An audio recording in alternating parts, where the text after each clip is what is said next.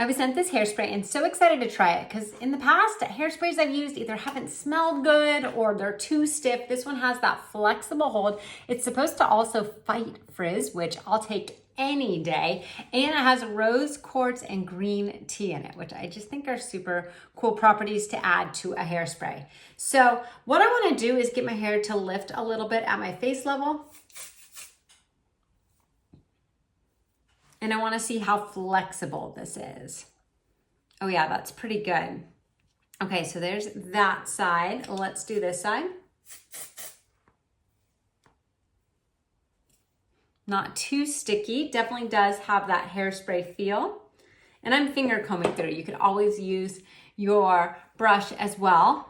And then let's go ahead and spray the whole hair in just to work on any frizz.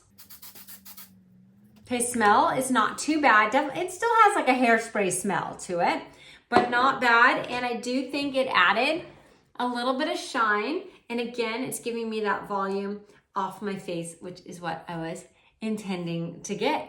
So I'm gonna go ahead and head out and we'll see how well this hairspray lasts, and I'll give you an update after I get back. Just walked back in the door from being gone a couple hours, and this is how my hair held up. Not too bad.